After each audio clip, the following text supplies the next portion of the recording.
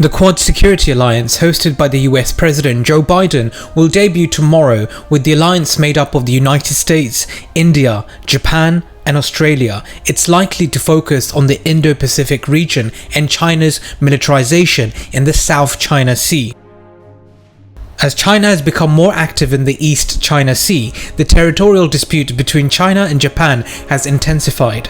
China has also imposed tough trade restrictions on Australian products. There's conflict between China and India, and of course, we have the Chinese-US trade war, and things haven't cooled down. And due to all these reasons, the four countries have become firmer and united against China.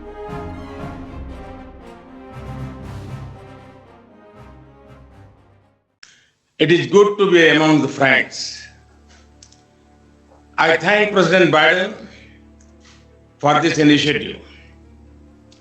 Excellencies, in addition to those four countries, other countries are likely to join the Quad Alliance against China. Countries such as the United Kingdom, Canada, Singapore, France, and South Korea are likely to merge with the Quad. Alarm bells are ringing, folks. The General Secretary of the Communist Party of China, Xi Jinping, inspected a secret base in Western China only a few days ago and asked officers and soldiers to prepare for war, and this is according to a number of Chinese journalists. So you see, the situation can easily escalate, and it seems for now China is prepared to act alone. They could potentially start their own alliance because there are arrangements between China, Russia, Pakistan, Iran, and Turkey, but it's too early for China to rely on such an alliance, as these countries don't share the same values and interests. Their strategic interests are too diverse, so it's quite difficult to have a solid bloc made up of those countries at the moment. Although having said that, China and Pakistan with the CPEC initiative is quite solid. However, Russia, Iran, and Turkey have other strategic interests and closely deal with the Quad nations. For example, Turkey being in NATO, Russia having close ties to India, and Iran selling oil, as well as the connection between Iran and India with the Chabahar port.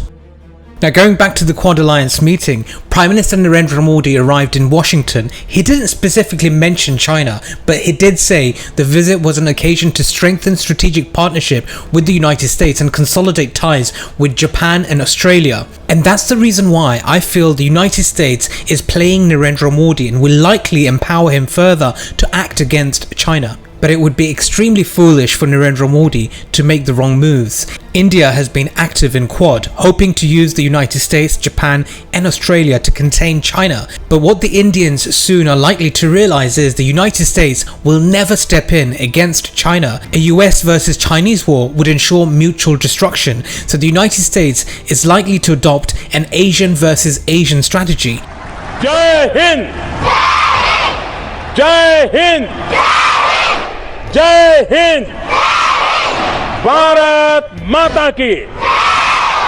Bharat Mata Ki! So how far will the ultra-far-right hindutva nationalist Prime Minister Narendra Modi go to tackle China?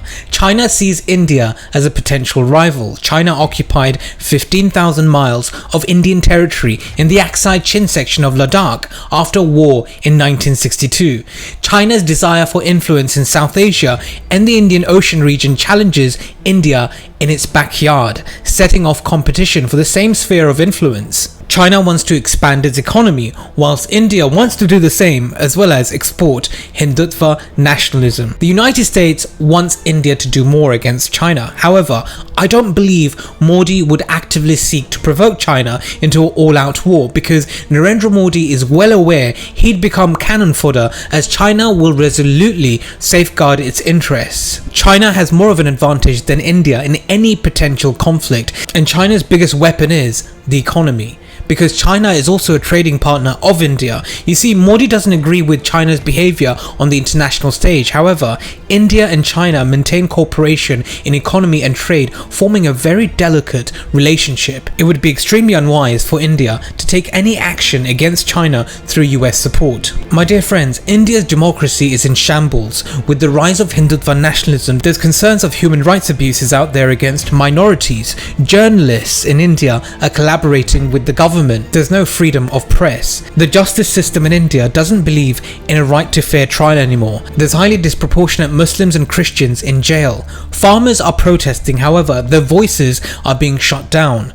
Sure, India has built libraries in Afghanistan, however, it's yet to focus on economic growth and military prowess. Its democracy has gone backwards. Only an expansion in India's economy and military capability would convince Chinese leaders to view it differently. For now, India is no match.